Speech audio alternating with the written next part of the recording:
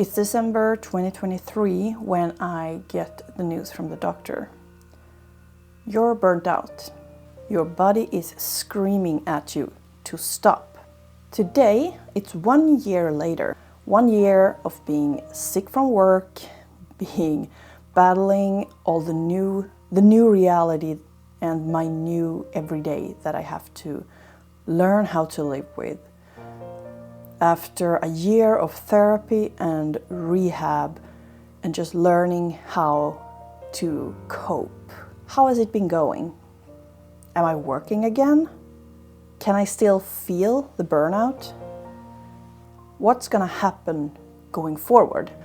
All of this I'm gonna answer in this video, and I will give you some tips and some strategies that I have picked up during this year and what has been most important to me in order to be able to recover as well as I have. This year has been intense, to say the least, and a lot of work with myself on how I act and react to the world around me. And I won't lie, from time to time I've been doubting if I'm ever going to get better.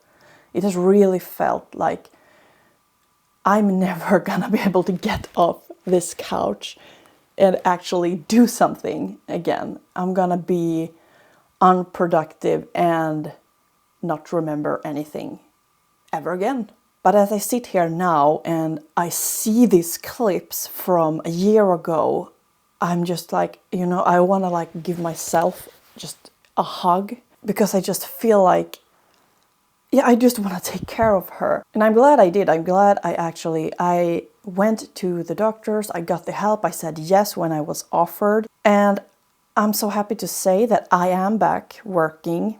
In the beginning of November marked the time when I went back to work full time. But every single time we have increased my work hours this year has just been a severe setback every single time, and it just comes and goes like in waves. Like every time I increase the mental effort that I have to put in a day, it always comes at a price. So during this year, my doctor and I, we set out with a strategy to increase my work little by little, and every time we have done an increase, I just have such a big backlash of symptoms. And for me, that means that the muscles in my face just start to twitch, and I feel numb sometimes, in my face or in my hands. And I get very easily annoyed and irritated, insanely amount of irritation. It doesn't have it. I can just wake up and be like, and it's not fun at all. It's not fun to be around, to be to be the recipient of that irritation, especially when you're like, well, hello, I didn't do anything, and then I get bad conscience and everything. And it's just a bad spiral. I'll tell you more about these backlashes and how I deal with them later in the video, but the hardest thing with these backlashes or relapses into burnout has been, it takes such a long time to get out of it. It's not just a couple of hours or a day or two. It can be a full 2 weeks of backlashing. I have had to be really rigorous in how I deal when I get the backlashes, and be really, really honest and step back basically, and from my activity level and the mental strain that I put on myself. As a somewhat impatient person, that I can just reach a level when I'm yeah, but I have done the work, now I'm done. This should be enough. I should be better now. And when I'm not, I get really frustrated and annoyed. And I feel, when I talk about it, I'm like, oh my God, you're such a baby. You're such a kid. But I feel it's not unfair. Or it's unfair. I should get more reward for the effort I put in. I feel like I deserve it. I feel entitled to getting more reward from the effort I put in. But that's not how it works. And I know that's not how it works. And I know I could sound like a real, I don't know, oskön, unsoft, uncool person when I say that. This like personality trait with being impatient and want things to go faster than they can, even if it's something that I can't, it's not up to me. I can't påverka. I can't make it go faster. I mean, I can do the things, the strategies I'm going to talk about in a bit. But even if I do them, if I like go and rest for 10 minutes, I'm not going to get immediate reward. And that is a hard pill for me to swallow. And that also makes it easier, or makes me a person that is, I run the risk of falling back into burnout because I don't have the patience with the method and the strategies needed to actually be better and to have a healthier relationship to my drive system, which I talked about in an earlier video as well. And always when I talk about my burnout and my symptoms and how I get better, the strategies I use, I always use myself and my experience as a reference. So if you have any other tips or anything else that you do, or if you have other experiences that you want to share, please share them in the comments. If we share, it will be easier to find common ground and maybe learn from each other as well. This is a marathon, it's long term, this changes, and I will have to live with the consequences, so to say, of this burnout for the rest of my life, probably. Hopefully it will get better and better, but it's like when you twist an ankle. I mean, if you've done it once, it's you run a higher risk of you twisting your ankle again and again. And the same thing goes with the burnout. If you have crashed into the wall once, it's unfortunately easier for it you run the higher risk of actually running into it over and over again. One of the biggest reasons for my burnout was worrying about the future, overthinking and constant, input and stimuli for my brain, and also many big life events happening in just a couple of years. And it's just like almost every year it has been something, like a move or someone dying, someone getting sick, or having a baby or getting married, something big. And something big or life events, it does, from what I understand, it doesn't have to be a bad thing. It can be something that is good, but it's still draining energy. So that's something to have in mind too. Even if you're feeling like, if you're starting to feel symptoms of burnout, you can try to recover or think about how the past years have been, and don't think that just because it has been great things happening, like, having a baby, getting married, moving to a house that you've always wanted, or an apartment, or whatever, it still counts as a huge life event. And having that in consideration, I'm now going to share what strategies have been the most important for me personally, since these are like the overthinking, the constant the stimuli, the drive system, just going all the time with fun creative projects, but still no rest for my brain. These have been the most important strategies this year for me to be able to be back at work. I have energy again. I just don't lay on the couch being unable to move. If you want to hear my origin story of this, you can watch, I will link the video in the description. But these are the best strategies, have been the best strategies for me. And the first one is obvious. And you're going to be like, well, thank you, Captain Obvious. But taking breaks with no input or stimuli. Both micro breaks like during a work day, for example. I don't do long work sessions anymore. I have to always break it up. Even if I have planned like a 2-hour session for something, I have to have at least one break that is longer, like 15 minutes, or 10 to 15 minutes. And in between that, I have to, back away from the computer, maybe just get up, look out the window, take a couple of breaths.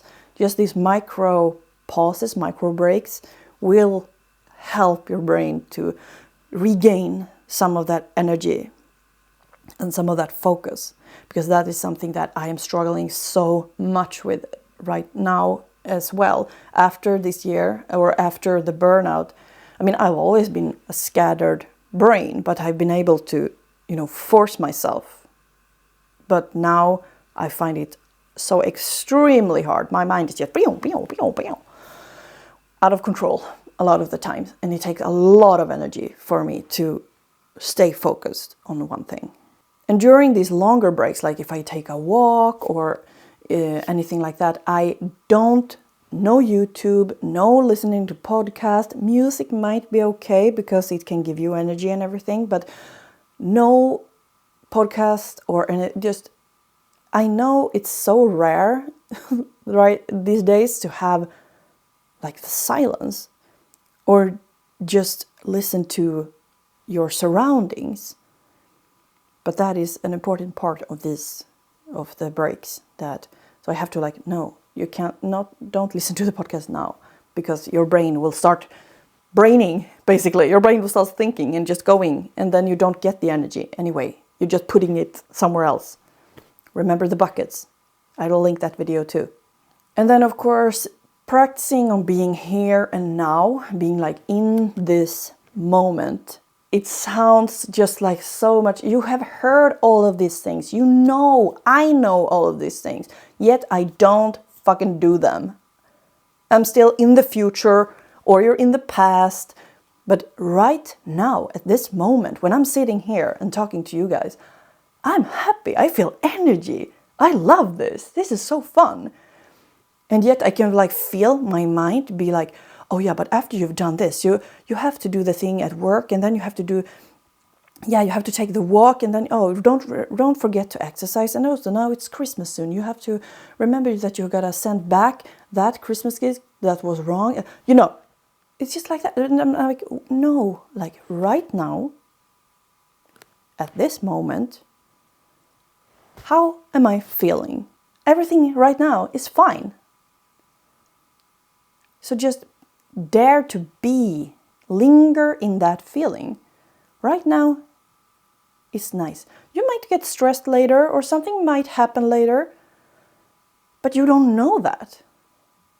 Right now, this moment is the only moment that you actually know that you'll have. The present moment is the only moment that you know that you'll have. And so how do you actually be present in the moment? One thing is, of course, feeling, getting into your body. And, how do I feel? Even if you feel stressed, maybe you just notice that you feel stressed. Or maybe, I'm warm. Maybe I can take off maybe I need to take off my sweater. Or I'm cold, I need to put on a sweater. Or I feel stiff. I need to, just get into your body, because your body is here. Your mind can be both here and there, but your body is always in the now. And I also feel like it helps a lot if I just, look away from, mostly because I stare at a screen for a lot of hours during my day. Just look outside. Or look at a plant you have in your house. It doesn't really matter. Just look at something and notice it. Yeah, it can. I feel dumb when I say it and when I do it, but it works. Just look outside and be like, yeah, there are some. Right now, outside my window, for example, it has been snowing last night. So the snow cover, it's all fluffy and nice. And I see a tree with some branches. And some small birds flying around trying to find some food. I bet they're cold now. And just suddenly you're here. You're here and now you're watching what is happening right now. And yeah, that is a hack too, just animals. They are here now, in the moment. Another thing that has been really important is changing my workouts. I mean, when I was really, really bad, when I was really sick, I didn't do any exercising at all. All the like physical things that I did was just, taking a walk outside. Yeah, really slowly. I couldn't even just take a walk most of the days, because when I went outside and walked, I got all dizzy and just, lost my orientation. I had to stop and just be like staring blankly at the ground and just wait. Even if my pulse just raised a little bit, I got all dizzy. And that I'm so thankful for, that is way better. But a part of then being still able to exercise and to get, all the goodies that you get, all the dopamine and oxytocin, I think, like from workouts, I had to decrease the intensity of my workouts. I've been a big fan of, HIIT workouts and, going kind of hard, at least having a high heart rate. And my body could just not deal with that at all. And it actually just got worse. My burnout and all my symptoms, my anxiety, everything, just my stress got worse. And before I realized, and this was actually in therapy, we had like a physical therapist person come and talk to us about it. And she was like, you have to find that, the balance of where you are getting a workout, but you are not triggering your stress and anxiety. So I lowered my intensity and avoided spikes, like heart rate spikes. And I have like a watch that I can use, so I could check it, that I don't go overboard with it. And oh my God, that helped so much. It was hard in the beginning, because I was like, oh, but you have to work harder, you have to get something out of the workout, push yourself, blah, blah, blah, whatever. But when I lowered the intensity, I could really feel like if I had like to me, my level, my perfect level was working between 125 to 140 in heart rate. Like, for example, when I'm on a bicycle, indoor bicycle, it's very easy for me to regulate how my heart rate is. And if I did that for 20 to 30 minutes, I could really feel, all the nice feelings that you get after a workout. So that was a really key ingredient. Maybe, which is also I feel like it's, it's like the whole lesson, the moral of the story, of my story at least, my burnout story, is maybe you can turn down the ambition, the level of ambition that you have in everything. Not just, I've done it before, I even made videos about it, that I just want to have a nice life, I want it to be good, but then there's still parts, obviously, of my life that I couldn't really release ambition-wise. But yeah, that has been a really, really important part, to not have my exercising triggering the burnout symptoms. And speaking of, lowering your ambitions and everything, lowering my standards overall is actually a really important point in me getting better and being able to sustain, I guess, my brain energy. This one is a bitch, I'm telling you. I like to do things good. I like to be good at things. I have a hard time adjusting, my tasks to a reasonable level, because I guess I don't want to disappoint people. I want to do a good delivery. I want to do good. We know it's easy to think that it's because I want people to like me. And I mean, yes, I am a human, so I do want people to like me. We all do. But I get like, I guess it's like a dopamine kick or adrenaline kick. I get a kick out of being at least somewhat good at things. So I want to be good at things because I get a nice rush of it. Even if no one is watching, like just yesterday when I was writing, there was no one in the arena with me. And it was so nice. The horse was really nice. I was really nice. And it was just a really nice feeling. You know, when things come together, it's a nice feeling. I bet you can agree. I bet you felt it. If you think I'm crazy, let me know. Let me know in the comments. I mean, just share your experience, but that's my experience at least. So lowering my standard and just being like, yes, but you did the thing and it's good enough. And that's enough. It's not the best. It's not your best. You know, just lowering your standard from doing your best at every single freaking thing that you do to I'm gonna do it, and that's fine. I don't have to pour my heart into everything, and I don't have to feel guilty about not pouring my heart into every single thing. Again, it's like with the buckets that I talked in a previous video about that. I will link it. Give less fucks about stuff is one of the buckets. And that is hard. I'm just going to leave it at that. It's hard. It's like you have to practice. Like with all of the things that I've said today, you have to practice all of these things. It's going to be like a lifelong thing for me.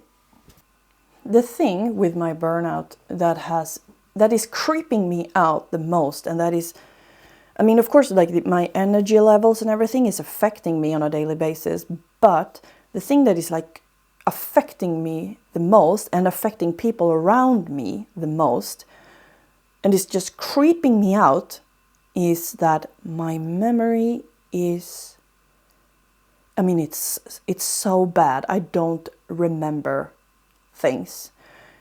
And it's like my brain is I mean, even if I have a task, and I mean, I can't do a task half done and then go back to it if I don't have like a big ass note about it. Because say if I have something to change in a document, for example, I open it up and I don't change it because I need something or something like that. I open the document, realize that I can't do the thing that I need to do. I close the document, and in my brain it's like, yeah, check, it's done. And then it's just gone from my mind. And that is just really, really bad. I have to, going forward, I have to find some kind of system for myself in order to solve that problem, because that shit causes problems, not just for me, but for like my colleagues and everything. And that hurts me. And not only that, but it's so common that I mean, you know, if you say something to me and then some time goes by and you say it again, it is so common nowadays that it's like the first time I'm hearing about it. I mean, you know, sometimes when someone says something, you're like, oh no, well, oh yeah, but you can remember it maybe, even if it's vaguely, you can remember, oh yeah, I remember we talked something about it. But to me, it's like total blank. I have nothing. And that is so scary, because I feel like I can't trust my brain. I can't trust my head anymore. And when my brain gets real scattered, and with all that, it's like it's just a lot of noise, and it takes a lot of energy, and it's hard. I have to work so much in order to get that in order. So that is something that I'm working on, like every day. I have to try to find, I mean, I do the lists, I have like reminders, I really, really, really try to not have these like gaps, but I'm trying to accept. It's also hard to accept because it doesn't just affect me, it affects people around me, that I can't remember shit. And that is just, I get like, I start pulsating in my eye because I get so frustrated about it. But yeah, so that's going to be a struggle. And it's going to be like a thing going forward to find some sort of way to decrease the impact that has in my life. I guess what I want to leave you with is, if you ever start to feel symptoms, like you get the fatigue, or you start to get like the muscle spasms, the twitching. It can be like anywhere. For me, it's often like in my face, like in my mouth, or in my arm or legs or anything. And you get easily irritated for nothing, or you start to get really forgetful, obviously. And the fatigue I told you. And if you feel like just shit starts to happen that you're not used to in your body and in your head, take those symptoms seriously. I mean, it might not be that you are actually, smack dab burnt out, but it can be early signs. And even if it's not burnout, if your body is telling you to just stop doing all the things, take off the workload or take off the mental strain, you need rest. I mean, if you actually, and I can attest to that as well. I mean, if I actually had, stopped, give myself 10 minutes to just sit. I mean, you don't have to be like sitting and meditating. If you just sit and look and just feel your body, feel your head, and just try to be honest with yourself. What do you need? Do you need food? Do you need water? Do you need a walk? Do you need exercise? What do you need to be better? To serve yourself, I guess. Listen to what your body is telling you. It's not worth it to end up in the situation where I am right now, and the situation that I was in last year. Because as I said, like, the fuck-ups in my brain, they might be permanent. They're probably permanent. And let me tell you, it was not worth it. Rest your eyes on something that is real. Like a tree, the grass, a person, a flower, a book, I don't know. Something that is real. Notice what it looks like. Be kind to your mind, which is not just a dumb rhyme, but if your brain is tired, give it rest. If your body is tired, give it rest. Enjoy the now. And I know it's hard, especially if you're like prone to either contemplating about worrying about the future or worrying about the past. Try to, close the energy gaps of those two directions and be here. It doesn't when you start practicing that, it doesn't even have to be for long. If you can be here now and just like think about your big toe for 3 breaths, that's great. And this one rings close to heart for me, and that is, stop trying to smash the try harder button all the time. You are enough, just the way you are.